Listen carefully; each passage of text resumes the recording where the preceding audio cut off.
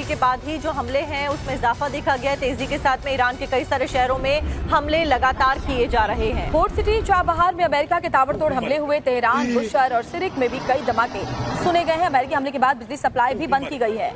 तो आपको बता दें कि ट्रंप की धमकी के बाद यूएस आर्मी ने कई सारे बम गिराए हैं और अमेरिका ने ईरान के कई शहरों में इसी तरीके के हमले जो कि आपको तस्वीरों में नजर आ रहे हैं वो किए हैं।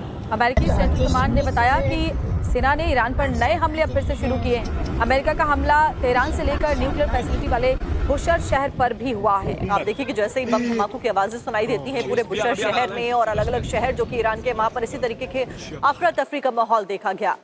और ट्रंप ने अब साफ कह दिया है कि ईरान पर अब विश्वास नहीं किया जा सकता। ईरान को अब बड़े हमले झेलने होंगे। जिस तरह से 3 जहाजों पर स्ट्रेट ऑफ हॉर्मूज में ईरान की तरफ से हमला किया गया, उसी के बदले के तौर पर अब इस अमेरिकी हमले को देखा जा रहा है।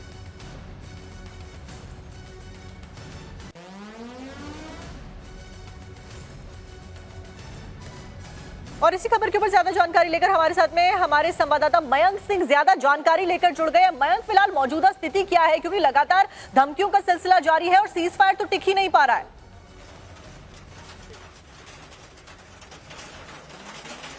अनसर्टेनिटी देखिए आ गई है पूरी तरह से।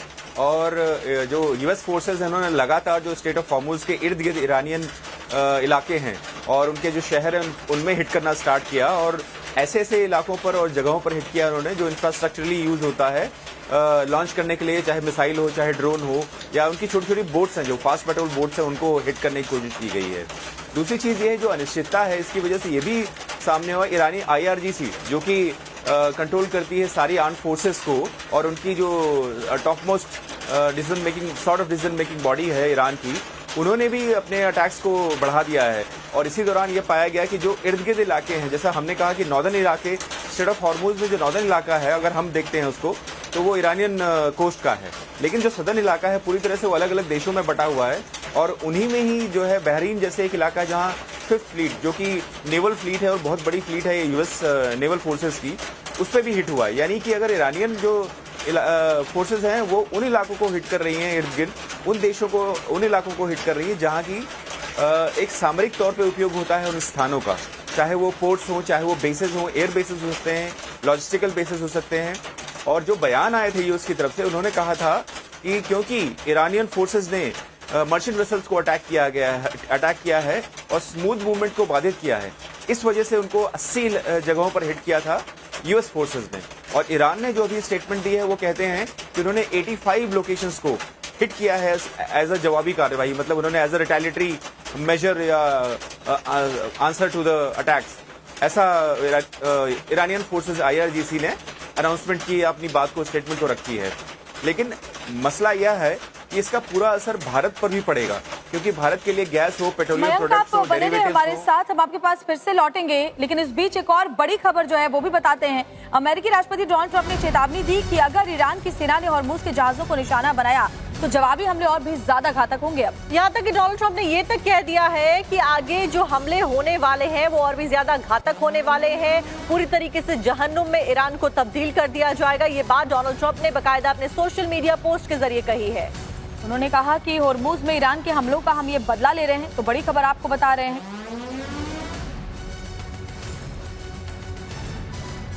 और तो आप देखिए कि ईरान पर एक तरफ जहां ताबड़तोड़ हमले किए जा रहे हैं, वहीं दूसरी तरफ आपको बता दें कि बड़ी तैयारी सेना के द्वारा की जा रही है। तस्वीरें हम आपको दिखा रहे हैं कि कैसे अमेरिका की सेना ईरान के ऊपर बड़े हमले को अंजाम देने के लिए फुल ऑन तैयारी को लेकर ग्राउंड पर उतर आई है। और सेंटकॉम ने इन तस्वीरों को जारी किया है ये दिखाने के लिए कि किस तरह से हमले किए जा रहे हैं। इसमें अमेरिका के बड़े बड़े युद्धपोत समुद्री रास्तों की निगरानी में नजर आ रहे हैं। तो क्या वाकई में ईरान के ऊपर एक बड़े हमले की तैयारी में अमेरिका एक बार फिर से आ गया है? मिडिल ईस्ट में अमेरिका ने अपने 20 से ज्यादा युद्धपोत तैनात किए हैं और ये वॉरशिप अलग अलग समुद्री इलाकों की गश्त भी मौजूदा वक्त में कर रहे हैं। सेंटकॉम का कहना है कि इनकी तैनाती का मकसद इलाके में सुरक्षा बनाए रखना है। दूसरी तरफ नेटो महासचिव ने एक बहुत बड़ा दावा किया। मार्क रुटे ने कहा कि ईरान के खिलाफ सैन्य अभियानों के समर्थन में यूरोप से 5000 विमान उड़ान भर चुके हैं। मतलब कि अमेरिका एक बार फिर से वॉर मोड में नजर आ रहा है। अमेरिकी राष्ट्रपति डोनाल्ड ट्रंप ने ईरान के खार्ग आइलैंड पर भी हमले की धमकी दे दी है। वहीं उपराष्ट्रपति जेडी वेंस का कहना है कि अगर स्ट्रेट ऑफ हॉर्मुज में जहाजों को रोका गया तो अमेरिका फिर से नाकेबंदी लगा देगा और ईरान के साथ हालात और ज्यादा बद से बदतर होते हुए नजर आएंगे। ऐसे में अब अमेरिका का अगला मूव क्या होगा, ईरान का रिटेलिएशन, इसके ऊपर क्या होने वाला है, देखना महत्वपूर्ण होगा, क्योंकि पूरी तरीके से ग्लोबल सप्लाई चेन वैसे ही इंपैक्टेड है और अब एक बार फिर से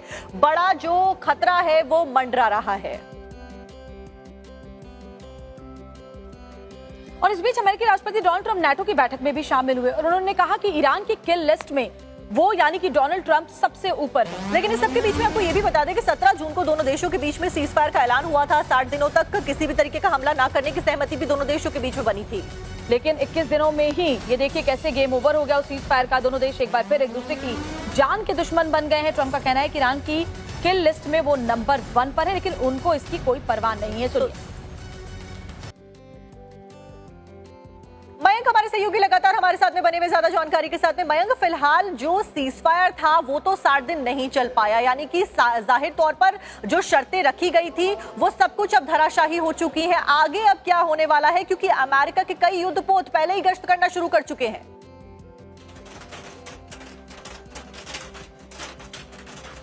देखिए, इस युद्ध में कोशिश हमेशा से रही है, चाहे वो 28 अप्रैल का जो 28 फरवरी का जो अटैक था जिसको एपिक फ्यूरी या रोरिंग लॉयन नाम दिया गया था, तभी से प्रयास यह रहा है कि ईरान की जो टॉप लीडरशिप है उसको फिनिश किया जाए। लेकिन जो जिस तरह की चीजें हुई, सिर्फ रजीम ट्रांसफर हुआ। और सिमिलरली यही पैटर्न होता है किसी भी युद्ध का कि वो कोशिश करते हैं दूसरे की लीडरशिप को मार गिराएं। अब अनिश्चितता यह है कि जो अभी नेटो की तरफ से जो अनाउंसमेंट हुई जिसमें यह कहा गया कि लगभग 5000 जहाजों ने टेक ऑफ किया है, इसका मतलब है कि जो कंसंट्रेशन ऑफ फोर्सेस है इसके इर्द गिर्द, स्टेट ऑफ हॉर्मुज के इर्द गिर्द उसको बढ़ाया जाएगा। और ईरानियन ने ये अपनी टैक्टिक्स ये अपनाई है कि जो इर्द गिर्द में इलाके हैं, बेसेस हैं, वो मल्टीपल बेसेस हैं। चाहे जिस कंट्री में आप कुवैत ले लें, हमास, बहरीन ले लें, यूएई ले लें, कतार ले लें, इन सब के बेसेस जो हैं उनको हिट कर रहे हैं।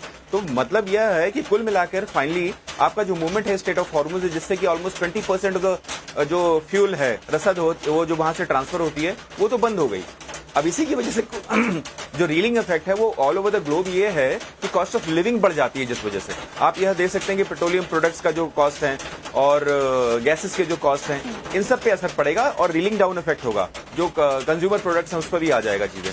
तो अनिश्चित इस तरह से आप मान के चलें कि अभी फिलहाल ये युद्ध को हमने देखा भी, कल ही कच्चे तेल के दामों में 3% से ज्यादा का इजाफा भी हो गया था और वेस्ट एशिया के हालात में कुछ महीने पहले जैसे हमने मुश्किलें झेली थी, एक बार फिर से आसार वैसे ही नजर आ रहे हैं। मयंक, आप बने रहे हमारे साथ, बड़ी खबर इस बीच एक और आ रही है। दरअसल डोनाल्ड ट्रंप के द्वारा जो सीज फायर का ऐलान किया गया था वो अब खत्म हो चुका है। 14 मुद्दों का ये सीज फायर था और अमेरिका अब इस अटैक को रिटेलिएशन अटैक बता रहा है। ईरान के साथ अब कोई बातचीत नहीं होगी। बड़ी बात डोनाल्ड ट्रंप ने कही है कि ईरान के साथ अब समझौता खत्म हो चुका है, उनके साथ बातचीत करना समय की बर्बादी है। और क्या कुछ डोनाल्ड ट्रंप ने कह दिया है अपनी धमकी में, आपको सुनवाते हैं।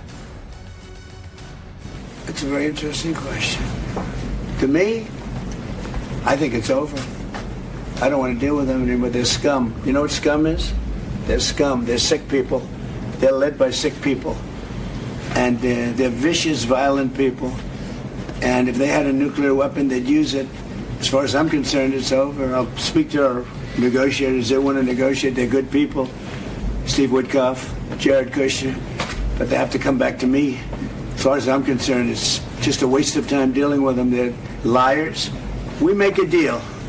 And if I make a deal with him, we have a deal. And he goes out, he talks. We make a deal. Everyone's agreed. No nuclear weapon.